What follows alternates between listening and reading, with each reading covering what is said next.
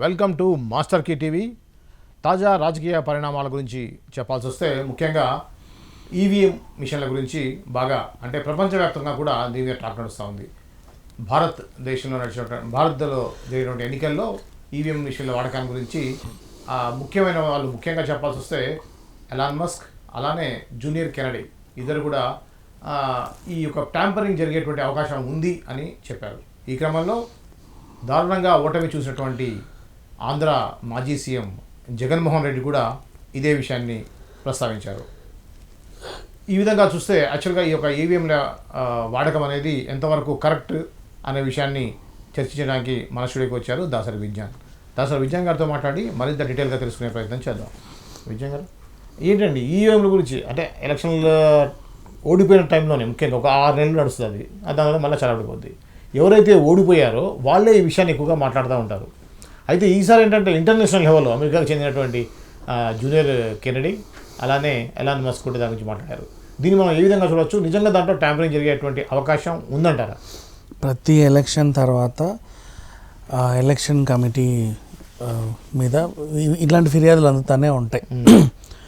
నాకు ఇన్ని పడాలి, ఇన్ని ఓట్లు పడ్డాయి, నాకు ఇన్ని రావాలి, ఇన్నే వచ్చాయి, ఖచ్చితంగా ట్యాంపరింగ్ జరిగింది అని చెప్పేసి చాలామంది కేసులు పెడతారు. ఇప్పటికీ 7-8 కేసులు పెండింగ్లోనే ఉన్నాయి, ఏళ్ల తరబడి నడుస్తూనే ఉన్నాయి. అండ్ రీసెంట్లీ కెనడీ జూనియర్ అలాగే ఎలన్ మస్క్ వీళ్ళు ఆ వాదనకి మద్దతు పలికారు. ఏమని? ఈవీఎంలను ట్యాంపరింగ్ చేయొచ్చు. వాళ్ళ ప్రాబ్లం ఏంటంటే మా అమెరికాలోనే బ్రిటన్లోనే ఇక్కడ మేము ఏమైనా ఎలక్షన్స్ నిర్వహిస్తే బోల్డ్ అని గొడవలు, అల్లర్లు, అసలు నిరసనలు, సెగలు అవి ఇవి జరుగుతూ ఉంటాయి. మా దగ్గర ఉన్నది ఇంత జనాలు, మీ దగ్గర బోల్డ్ అంత జనాలు, ఎటు తిరిగినా జనాలే. మరి అంత పారదర్శకంగా, అంత నీట్గా, క్లీన్ చిట్గా మీ దగ్గర ఎలక్షన్లు ఎట్లా జరుగుతాయి చెప్పు? అంటే ఇది గర్వకారణం యాక్చువల్ చెప్పాలంటే. మిగతా దేశాల్లో 10 జనాలు ఉండే దేశాల్లోనే చొక్కాలు చింపుకొని మూతులు బగల కొట్టుకొని రక్తాలు కారేలాగా ఎలక్షన్లు అవుతున్నాయి. మన దగ్గర కూడా అప్పుడప్పుడు అడపతడప అవుతాయి అనుకో, కాదనలేము.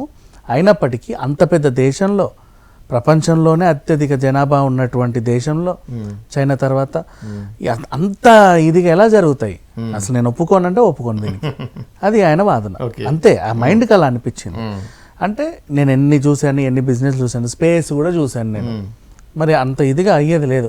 ఈవెన్ గ్రహాంతర వాసులకి గొడవలు పెట్టినా సరే, ఎలక్షన్లు పెట్టినా సరే కొట్టుకు వస్తాయి. మీరు ఎట్లా చేస్తారు? మరి ఎన్ని నియోజకవర్గాలు? మాకంటే జస్ట్ ఒక ప్రెసిడెంట్, ఇంకేవేవో 4-5 పదవులు ఉంటాయి. మీకు అట్లా కాదు కదా. జిహెచ్ఎంసీ నుంచి మున్సిపాలిటీ నుంచి మొదలు పెడితే, సర్పంచ్ నుంచి మొదలు పెడితే, ప్రైమ్ మినిస్టర్ దాకా బోలెడన్ని పదవులు, బోలెడన్ని ఎన్నికలు, ఇన్ని ఉంటాయి. అయినా ప్రతిదీ సమర్థవంతంగా నీట్గా ఎలా చేస్తారు మీరు? సో నేను ఒప్పుకోనంటే ఒప్పుకోను దీన్ని. అది ఆయన వాదన. ఇక అసలు విషయానికి వస్తే మన ఈవీఎం కల్చర్ గురించి మాట్లాడుకుందాం. ఎలక్ట్రానిక్ ఓటింగ్ మిషన్ ఈవీఎం ఏదైతే ఉందో ఇది పూర్తిగా బ్యాటరీ ఆధారితంగా పనిచేస్తుంది. జస్ట్ నిన్న ఐఐటి ప్రొఫెసర్ కూడా మాట్లాడారు ఈ విషయం, అసలు ట్యాంపరింగ్ అనేది జరగదు అని. ఇండియాలో వాడేటువంటి ఈవీఎంల్లో అసలు ట్యాంపరింగ్ జరిగే అవకాశం లేదని. ఇది బ్యాటరీతో పనిచేస్తుంది. అవును. అండ్ నెక్స్ట్ దాంట్లో ఎవరైతే ఆపరేటింగ్ చేస్తున్నారో ప్రతి మిషన్లో కేవలం 2000 ఓట్లకు మాత్రమే పరిధి ఉంటుంది, అంతకుమించి ఉండదు. మళ్ళీ ఇంకో మిషన్ వాడాలి. అండ్ ఆపరేటర్కి ఒక బటన్ ఉంటుంది, అది నొక్కితే దాన్ని మళ్ళీ రీబూట్ చేయొచ్చు. ఎప్పుడైనా గొడవలు జరిగినా, ఇంకేమైనా జరిగినా, సంథింగ్ వీళ్ళు ఏదన్నా ట్యాంపరింగ్ చేస్తున్నారనో లేకపోతే ఇంకేదో ధ్వంసం చేయడానికి వచ్చారని తెలిసినా అది నొక్కి మొత్తం సెటిల్ చేసేస్తాడు. అండ్ నెక్స్ట్ లెక్కింపు టైంలో ఇది మెయిన్ కీలకం.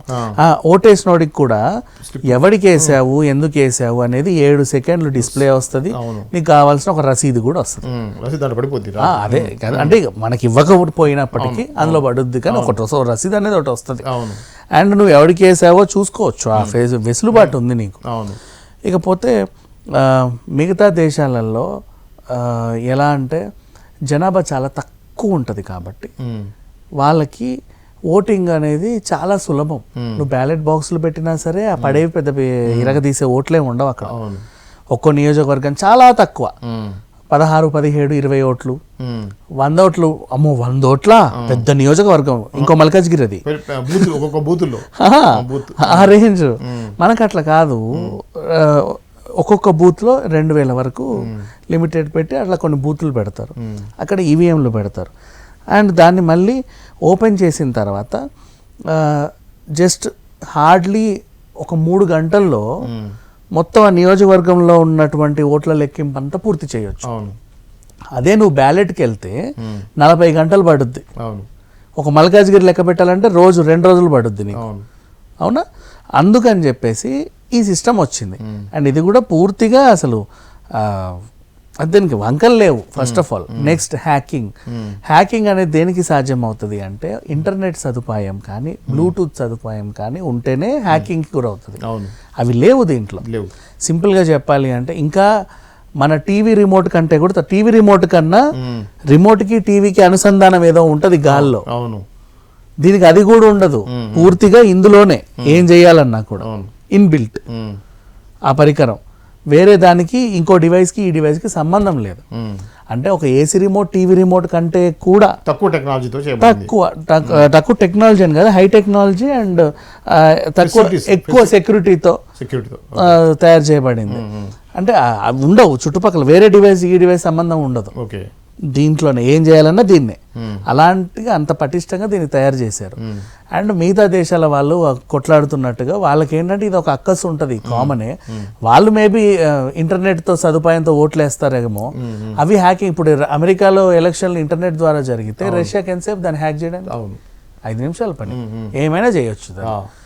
ఇంకా చెప్పాలంటే ఓట్లన్నీ ట్రంప్కు పడ్డా, ఓట్లన్నీ బైడెన్కు పడ్డా, ఈవీఎంలో పుతిన్ మొహం వస్తుంది సంబంధం లేకుండా, అలా కూడా చేయొచ్చు వాళ్ళు. కానీ మనకు అది ఫెసిలిటీ లేదు.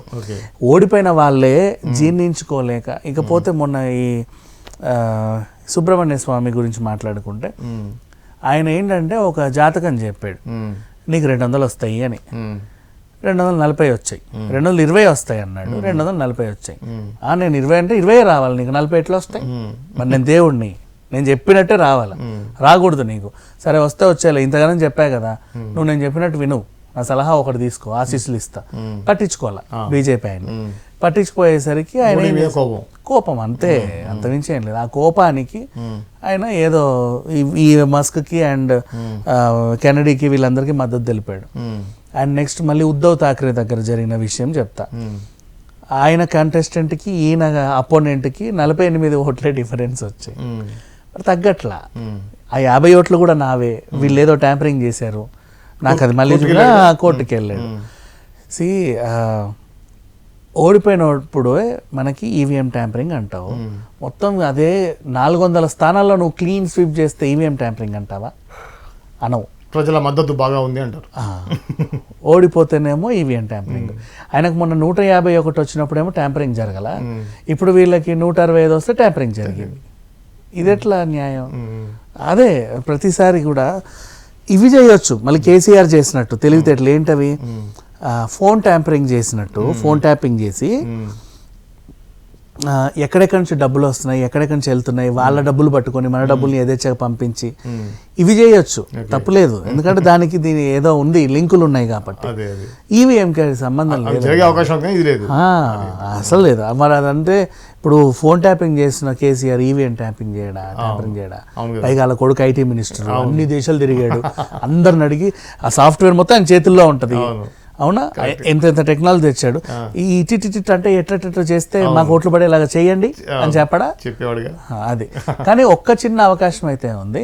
నెంబర్ 1, వీళ్ళ ఏంటంటే ఈసీ ఒకవేళ అధికార పక్షానికి అమ్ముడు పోతే జరగవచ్చు కదా అని ఉంది. మన ఈసీ అలా లేదు.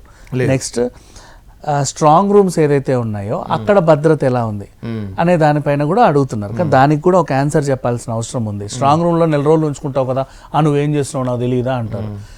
ఇవి ఎప్పుడైతే అక్కడ ఓటింగ్ పూర్తవుతుందో దాని సీలింగ్ కూడా చాలా ఇంపార్టెంట్. అత్యంత భద్రతగా చేస్తారు. ఆ వ్యాక్స్ కానీ అవి కానీ అన్ని కానీ అట్లా ఎలా మళ్ళీ ఫొటోస్ తీసుకుంటారు కదా, మళ్ళీ దానికి అది మ్యాచ్ అయితేనే దాన్ని ఇప్పుతారు. ఇది ఇంకో తీరు అది ఇంకో తీరు ఉంటే మళ్ళీ తేడాలు వస్తాయి. అట్లానే స్ట్రాంగ్ రూమ్ల మీద కానీ ఈసీ మీద కానీ ఎలాంటి ఫిర్యాదులు చేయాల్సిన అవసరం లేదు. నువ్వు ఎప్పుడైతే ట్యాంపరింగ్ అన్నావు నువ్వు ఈసీని అవమానించినట్టు. ఇంకా చెప్పాలి అంటే అది అవ్వదు.